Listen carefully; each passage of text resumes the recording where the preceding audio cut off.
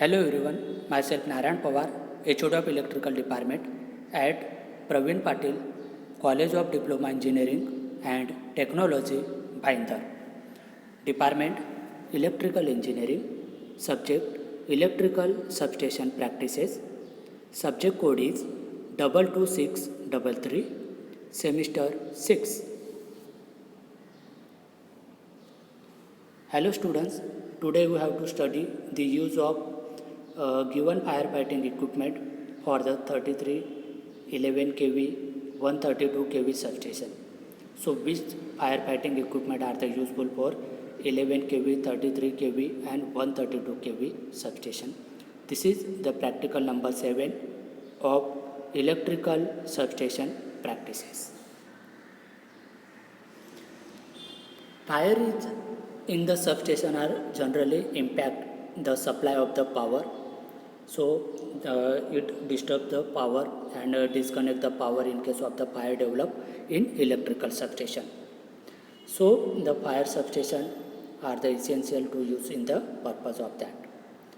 The fire develop in that substation and the supply of the impact may be the take place to the customer and utility companies revenue and the assessed.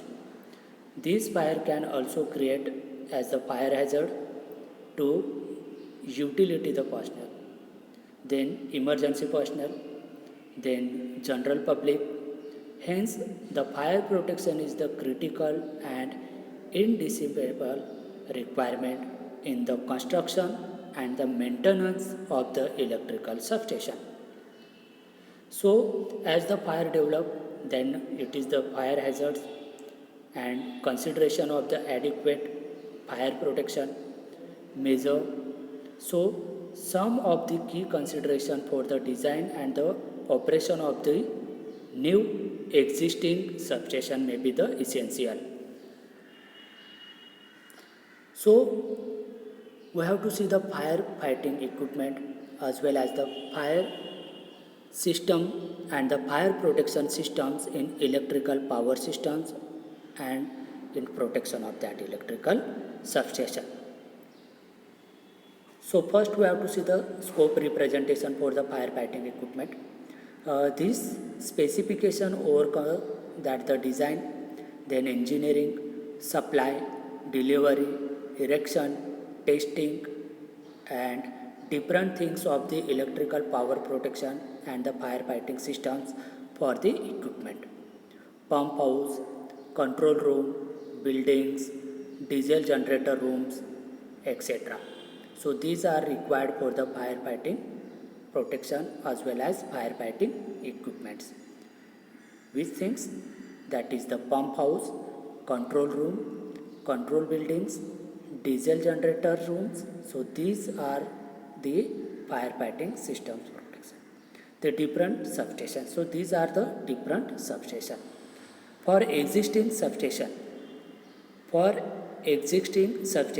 the scope of the work will be guided by the supply erection schedule and the technical specification. This specification cover the design and the performance of the requirement of the following types of the fire protection systems. First, fire detection systems. Second, portable fire extinguisher. Third, wheel and the trolley mounted fire extinguisher. Next, hydrant systems. Then, high velocity water spray systems. That spray system for the 400, 220, 132 and 33 kV substation only. Which things are the required? Spray system and high velocity water systems. Then next, diesel engine driven standby pump, that is the movable plant. We can easily move from one place to another place. That is the diesel engine driven standby pump. Then diesel engine. So these are the different specification cover the design and the performance and the requirement of the fire protection systems. I repeat again, fire detection system, portable fire extinguisher, wheel or the trolley mounted fire extinguisher, hydrant systems, high velocity water spray systems, and diesel engine driven standby pump, diesel engine. So these are the different fire protection systems we use in electrical substation. The system design and equipment will conform the all respect to high standard of the engineering. Then design and workmanship as well as capable performing of the continuous commercial operation in manner acceptable to the owner. The system design will also conform TSE and NFPA norms. The scope work for the fire protection and the fire lighting systems that is guided by the schedule and the technical specification. NFPA is National Fire Protection Authorities. The scope of work include the complete earthwork, that is evacuation, backfilling for the entire piping. Entire piping means underground and overhead piping for the electrical power systems. Wall pits and the pipes or the support structure for the barrier. Then these are used for the underground and overhead system. The piping copper will use with the relevant structure of the design and electrical power systems.